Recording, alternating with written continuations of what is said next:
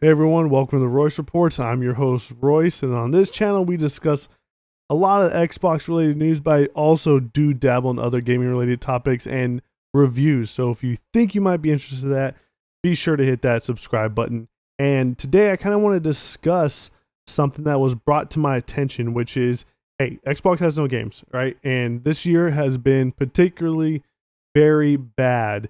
But that kind of made me think, why is the Xbox Series consoles doing so well this console generation without any heavy hitting exclusives?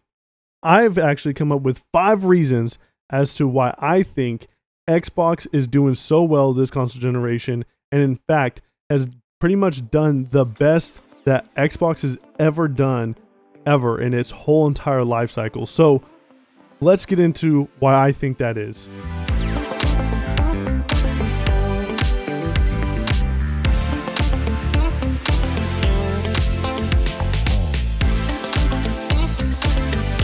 So starting off with number 5, I'm going to be talking about the pandemic. So COVID, I don't even know if I'm allowed to say that. I'm saying it though. COVID has impacted the world. And 2 years ago, it literally forced everybody indoors, and it was fine at first. The first couple of weeks people were like, okay, when is this going to be over? Are we almost done with this? And that's when people started getting stir crazy and started thinking, well, if I'm going to be stuck here, what can I do at home to make the time go by faster? And well, the answer is gaming. And what better time other than to have the next gen consoles come out with the PlayStation 5 and the Xbox Series consoles, other than 2020, which was the year of the pandemic. Now, that was probably why these two consoles were selling out a lot, because everybody was trying to get their hands on them, also as well as the global chip shortage. But it wasn't just the next gen consoles that were experiencing this. It was also, at the time, the current gen consoles, the Xbox One and the PlayStation 4. Those also saw an uptick in sales because of how many people were just kind of bored. A lot of people who are not typically gamers were gaming because there was nothing else better to do. So might as well game. Might as well try to talk to other people online and try to find friends and have your mind not just get stuck in this rut of being enclosed. And not just the previous generation, but even the previous generations of games, game consoles were selling like hotcakes. Like, if you go and you would have looked at eBay during that time, all of the prices for all the consoles were actually increasing because of the demand that was being seen. And a lot of people really wanted to see that. And so I think that plays a huge factor as to why the Xbox Series versions of these consoles, the Xbox Series consoles, were doing so well, is because you had people who were typically not gamers trying to go and get their hand on one, and because everybody's indoors, that just means that you have more time to game. So people are investing in those consoles. COVID changed the world in a huge way, and it impacted a lot, and it was a huge sour note to a lot of people. But the video game industry in itself grew so much because of that short time frame. Not just gaming, but online sales and anything to do with computer and software. All that blew up during COVID because no one had anywhere to go. Everyone was just buying stuff online and just kind of waiting it out. And I think that plays a huge factor in why we see not just the Xbox Series consoles and the place that they are today, but also the PlayStation console. So that brings me to the 4th reason as to why I think Xbox Series is doing so well, and that is the price point. The price point is really solid going into this next generation. You had the Xbox Series X, which was $500 and is capable of 4K 120 frames per second. And then you have the Xbox Series S, which is the cheaper version, which goes for $300 and is capable of 1440p 120 frames per second. And so you're probably thinking, okay, well, yeah, you're gonna have the weaker one, and then you're gonna have the more powerful one, and people are not really going to buy the weaker one, because why do you want a weaker one when you can buy the more powerful one? But that's not how it actually played out. It actually played out exactly how Microsoft thought it would. A lot of people, a lot of their brand new customers are actually first-time users in the Xbox ecosystem, and they're all coming from the Xbox Series S, which is exactly what Microsoft wanted. It wanted a stepping stone into the next generation. They wanted the stepping stone into the Xbox ecosystem. The Xbox Series S is a genius move because you're capable of doing 1440p and 120 frames per second. Now, is that happening per se? Not really. I don't think so. Like, hey, this thing is pretty strong, but it is it needs more optimization from these developers. But the ones that have actually gone through and tried to update and optimize their games for the Series S have actually had wonderful results. And you can play next gen games. You could play Dying Light 2 at 60 frames per second on the Series S. You could play Forza Horizon 5 at 60 frames per second and Halo Infinite. And you might be at a lower resolution, but you still have that fluidity. And to be honest, a lot of people to this day don't have the proper monitors to actually fully achieve 4K 120 frames. All these people on the internet are sitting there typing like, hey, like, oh, I gotta get the Xbox Series S, got to get the PlayStation 5, and you need that power. But in actuality, a lot of monitors and a lot of TVs don't support that. And if you didn't have a modern TV or a modern monitor, then you're really not getting the full potential of those next gen consoles. And with the Xbox Series S, you don't need a 4K monitor. You don't need any of that. You just need something that's capable of 1440p or 1080p. And most people can't even tell the difference between 1440p and 4K. And that sounds ridiculous, but I'm telling you right now, that is 100% true.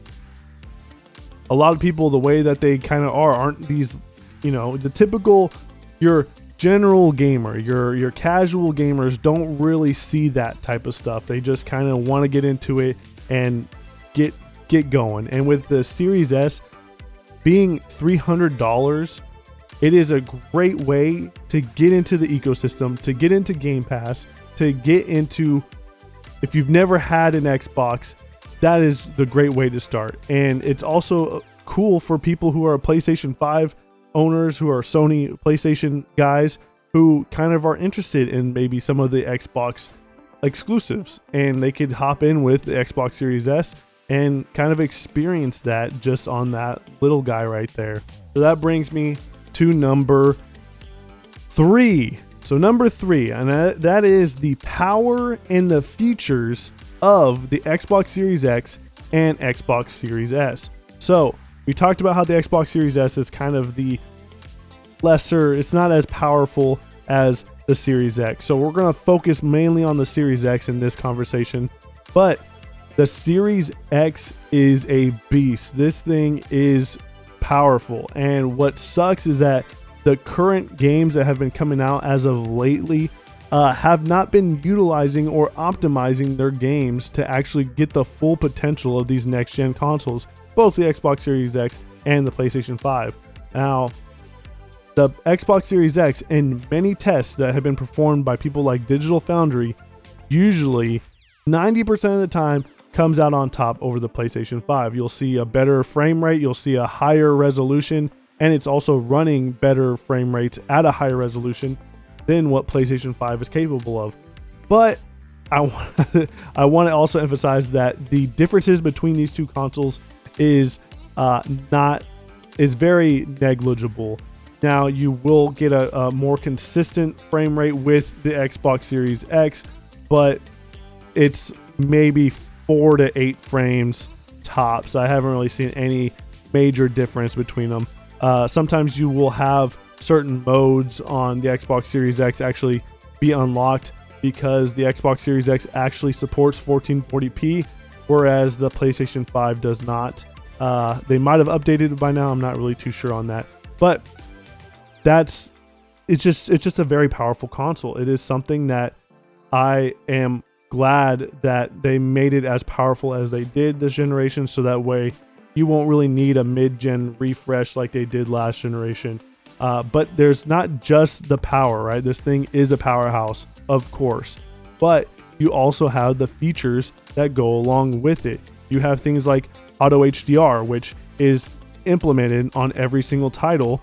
And what that does is just, it pretty much brings out and makes all the colors that are typically found in games that don't have HDR already implemented in them, and it makes them pop. And so this goes for a lot of older games, and I'm talking about back compat games and older Xbox One titles.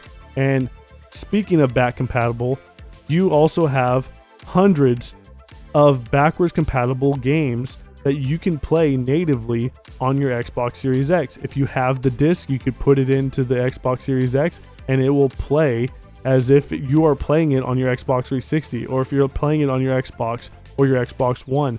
It is the best backwards compatible console on the market at this moment, and they have put a pause on that.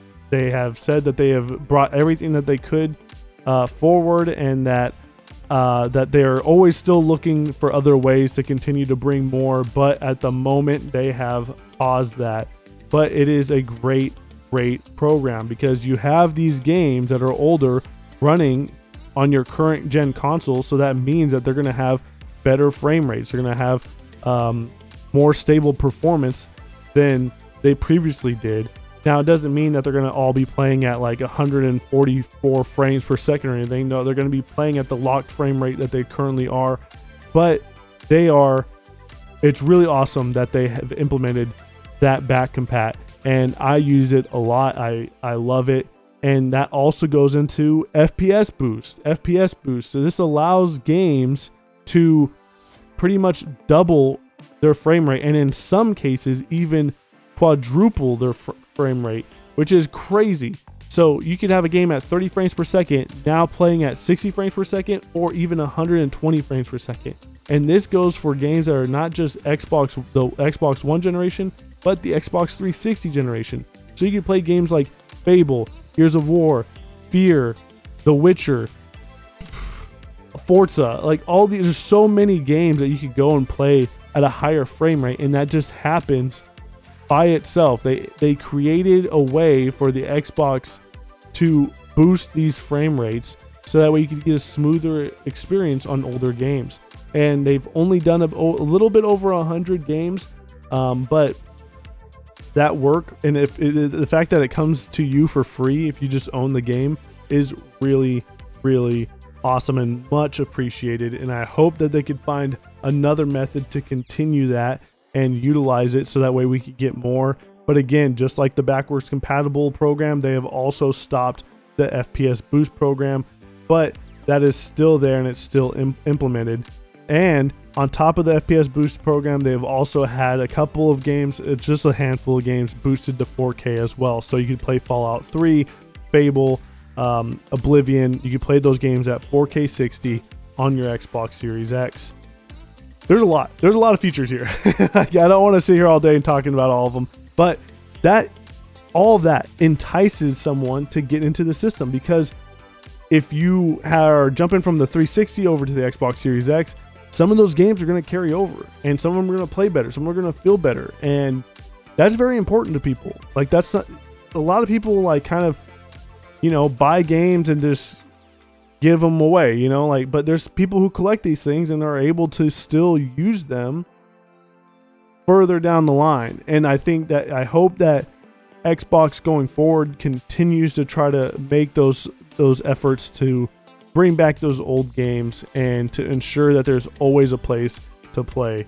But all of those features were just an add-on and a bonus, and especially since when you're looking at it on paper compared to the PlayStation 5 and the Xbox Series X, and if you are someone who plays mostly multi-platform games like FIFA or Call of Duty, you might want to go towards the Xbox Series X, because you are going to get a better performance and you're getting a lot of other enhancements on top of that. So this brings me to number 2. So you're probably going to think that the number 2 one is going to be the number 1 spot.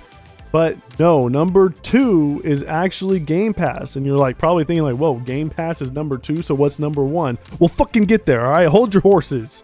Holy shit. God damn it, guys. Fuck. All right, so number two is Game Pass. So Game Pass is obviously this huge thing. You probably heard it a million times. It's the best deal in gaming, and that is true.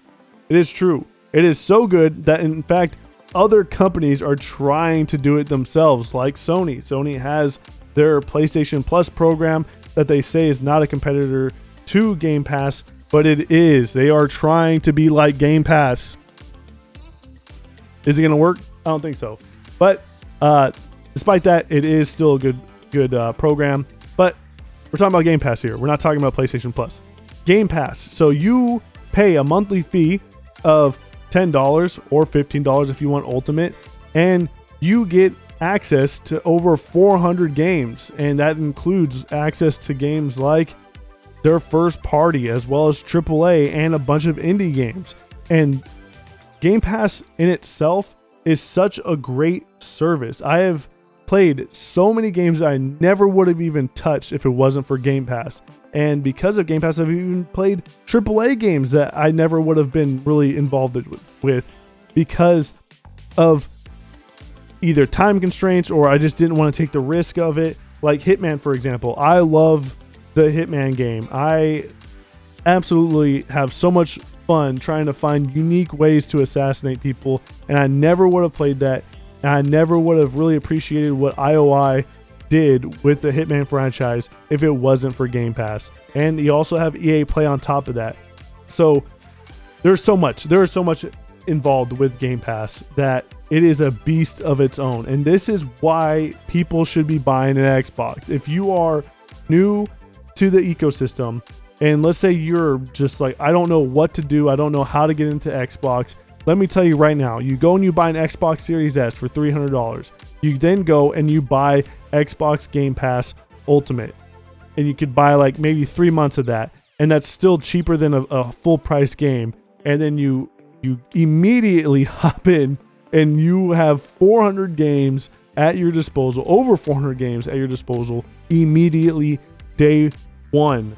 That is crazy. That is a crazy thing. And not only do you get their first party exclusives, but you also get surprise drops and day releases of other games that you might be anticipating for. So like, for example, this year we saw Persona and we saw Danganronpa.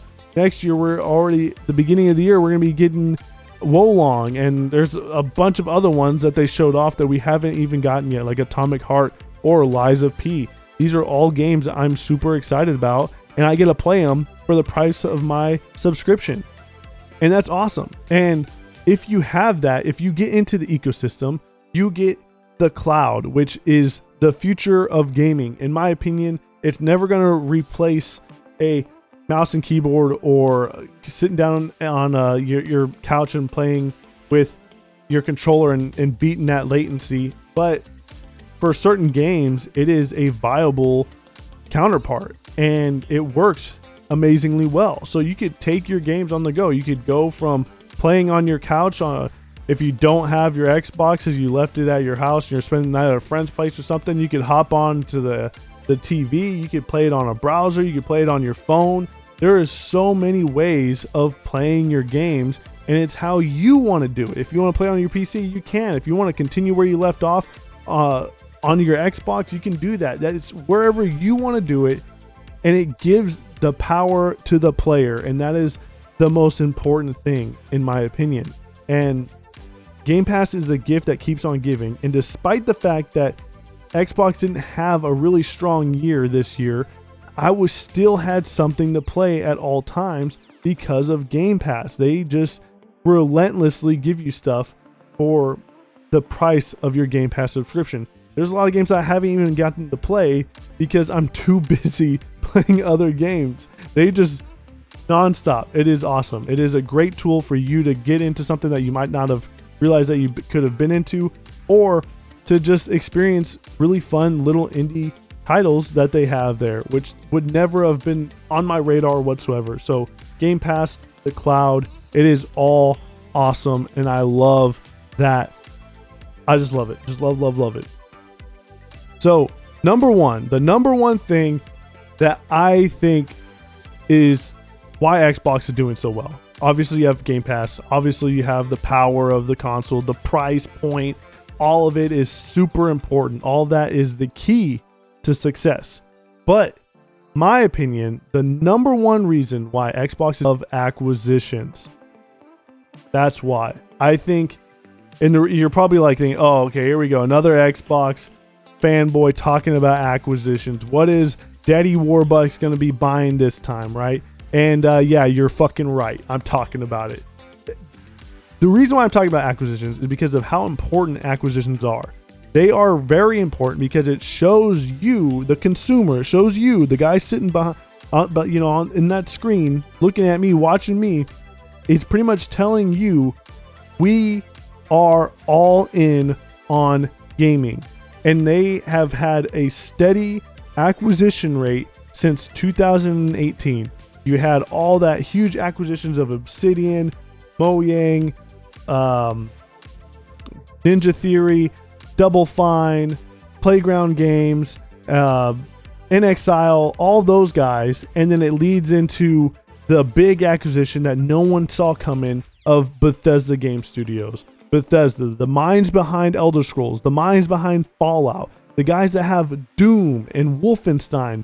These studios are so impressive. And they spent $7.5 billion on that team. And you're thinking, oh wow, this is the most they've ever spent on anything in gaming. And this means they mean business. They want Bethesda. They want those studios to be there for the consumers. So that way people continue to invest in Xbox. People continue to invest in Game Pass. That's the whole reason for that. And now you also have this Activision Blizzard acquisition, which is the biggest acquisition in gaming history. You don't do that if you don't believe in gaming. You only do that if you think that we can make this work, that we can make Call of Duty, we can make Diablo and Overwatch our brand. That is the only reason why you would do something like that. And that shows the people, it shows the gamers that Xbox is not fucking around this console generation, and that this is something that you should be watching out for. And not only that, they have continued to say that, hey, we are not done after Activision Blizzard. We still want more. We are not done. And you see what they're doing in Japan. They're bringing so much Japanese games over that we didn't have before. You see the Yakuza franchise, the Persona franchise, Danganronpa. You have so much going on, and them bringing it over, and they're even coming into Game Pass day and date. And you even have Wolong, a huge, some game that I'm actually super stoked to play, coming day one to Game Pass. They are showing a lot of support for Japanese studios. They're trying to go and show more support in other markets other than North America. And this is awesome. This is an awesome feeling. I love that. I love them showing like, hey, you know what? We're done being the nice guys. We're done sitting back and just getting shit on. We're not going to be known as the Halo Gears Forza trio anymore. Like, we need more. We want more. And that is exactly what we're getting. And so that's why I think the number one reason why Xbox is doing so well is because they're actually fighting back. They're showing people, hey, you know what? In the future, you can play Call of Duty, you can play Fallout, you can play Elder Scrolls, you can play Halo, you can play Gears, you can play Forza, you can play all those other franchises like Doom and Wolfenstein and Hellblade, all those in one place with just $15 a month. You can play all of that, no questions asked. And that is why Xbox is doing so well this console generation. And on top of everything else I mentioned in this, as well as the power and the pricing and Game Pass, all that matters, but it doesn't matter if you don't believe in what you have. If you don't believe in the console that you're selling, then you are over. You are done. But this is something different. It's just so good to see them try. And I'm just making this video pretty much just to be like, okay, look, there's no news going on. There's nothing to talk about. So you might as well talk about this right now. And the future of Xbox looks bright. And I know that people keep saying that over and over again. I've been saying it since 2017. Oh, next year, next year, next year. And in fact, I don't even think 2023 is actually going to be that great. To be honest, we do have Starfield potentially coming out, and we do have Redfall and Forza Horizon, or Forza Motorsport, and Age of Empires and stuff. But I think that once the gears start rolling, once that they start getting that great rhythm, then it's going to be truly unstoppable. And if with Activision Blizzard underneath their belt, with things like Call of Duty, Diablo, Overwatch, Spyro, Crash, Guitar Hero, Gun. Hey, brought it up again. This is my last video. Gun coming back. I'm telling you, these things are the tools for success, and this is what they need in order to compete with PlayStation, because PlayStation is always knocking it out of the park. They always got something going on. They're hitting it every single year, and I'm glad that Xbox finally stepping up to the plate. So what do you guys think? Do you think that we just need some news, because it is dry? It has been dry for a while. I remember last year, just after like August, September-ish, it was just nonstop like news and rumors. And now it has been so dry this year. It is crazy. And that doesn't really give me a whole lot of hope for 2023 if we're not getting any rumors of anything going on. But there's just nothing really to talk about at the moment. So I just wanted to kind of talk about this. What do you guys think?